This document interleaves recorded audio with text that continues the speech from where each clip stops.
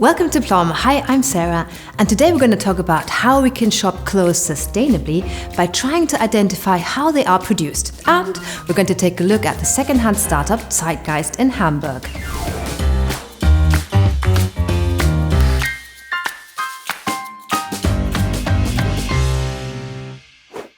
Nowadays, consumers have copped on that buying fashion on a whim or buying fast fashion is pretty much crap for the environment. So how can we buy clothes and feel more good about it? Because everybody loves shopping clothes. Anyway, I do. So 3 factors that you really have to look out for are the working conditions, raw materials, and climate protection. Those are 3 factors that are really important. I am a great fan of secondhand, and I had the privilege of checking out Zeitgeist, a secondhand startup in Hamburg. And I went on a little treasure hunt there and I found a lovely pearl. So let's take a look. Hi! Hey Sara! You must be Justus. Yeah, that's true.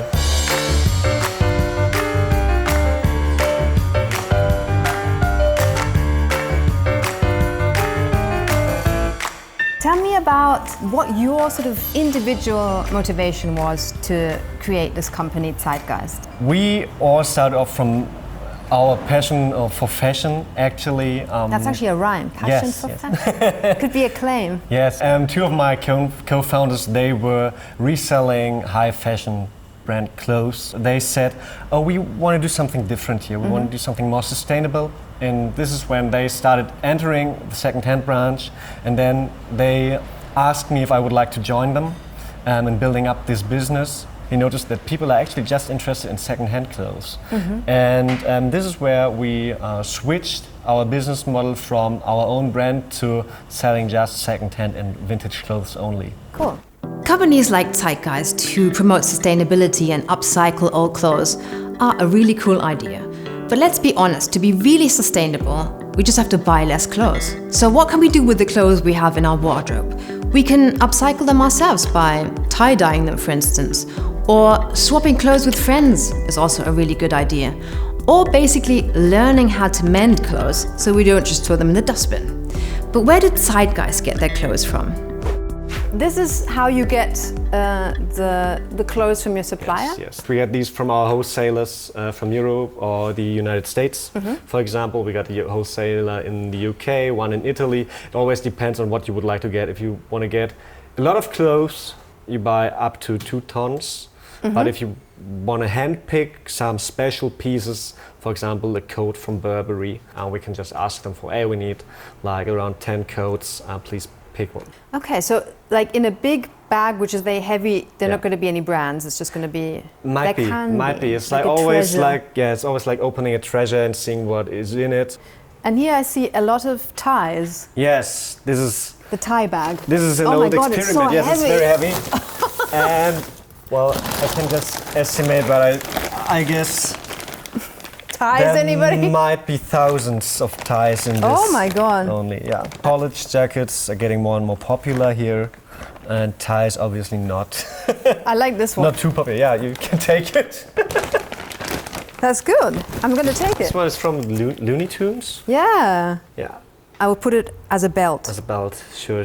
I did some research and I found out that online shops, for instance Otto, have information on their websites. So basically what you have to do is you have to do some research. You have to go on the platform and there'll be codes of conduct where they talk about how they want to be more sustainable. Or debug, for instance, you can give back your damaged clothes, which I think is pretty cool.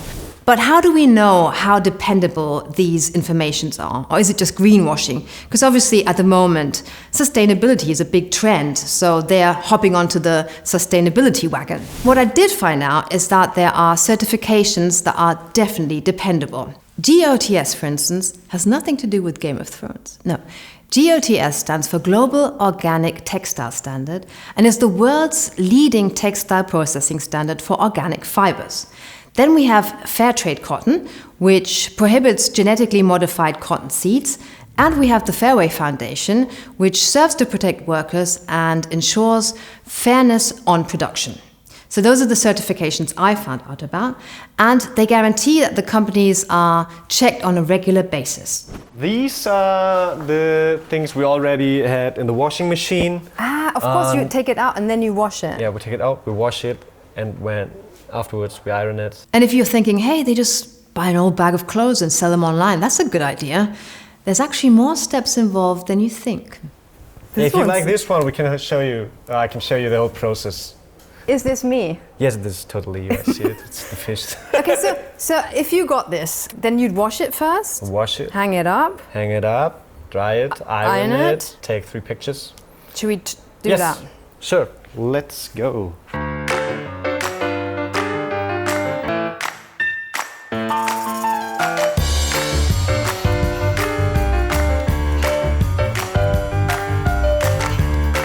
So you're Iron Man. Yes, I'm Iron Man without a suit. What's your record? 6, 4 7, hours? 6, 6 7 hours? yeah, Oh yeah. my god.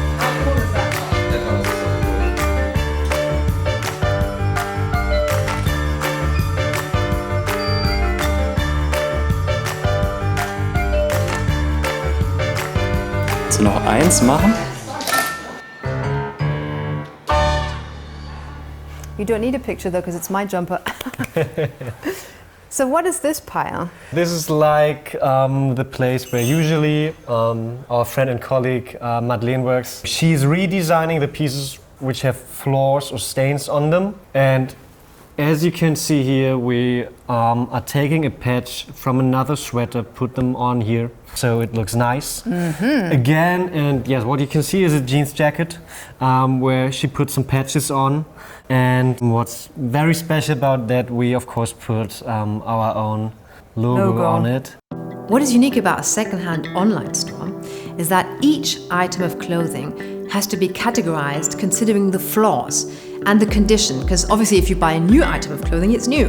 But if it's secondhand, people want to know what is the condition. So if you look on the online platform, Zeitgeist, you will see that the flaws and the condition are listed.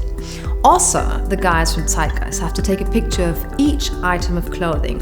And in comparison to a normal online store selling new clothes, they just take that picture once for that item of clothing and sell it.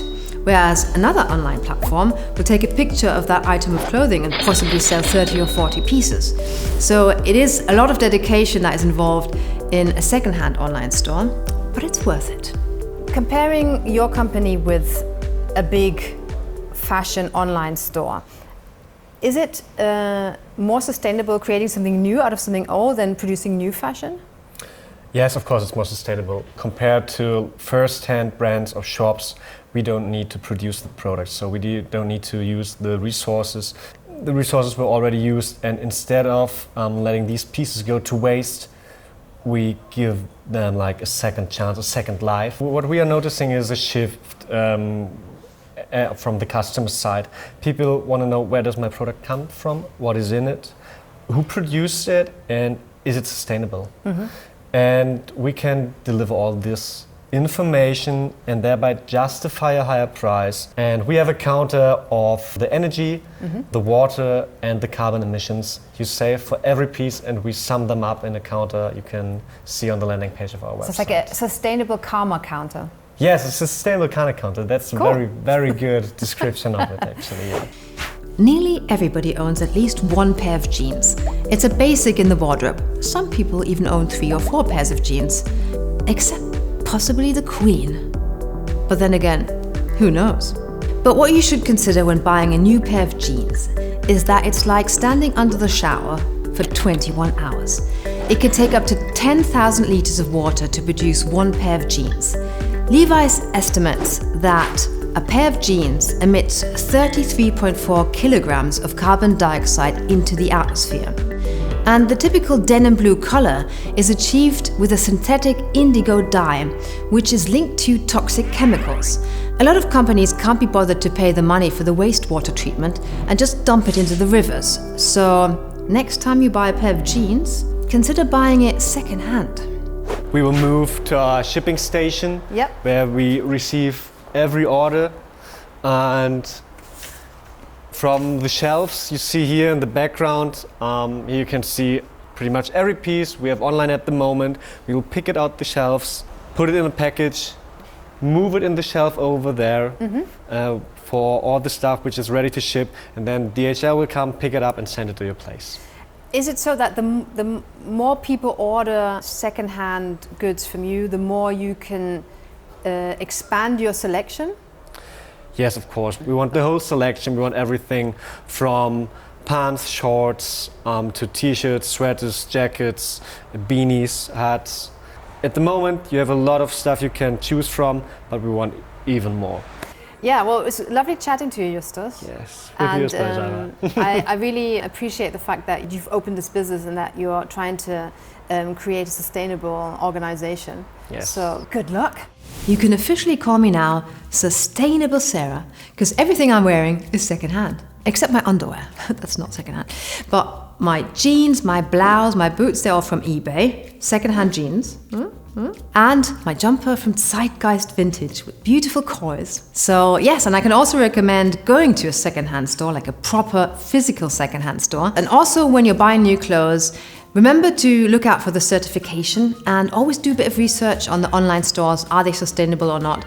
And enjoy buying sustainable clothes. Thank you for watching. Over and out.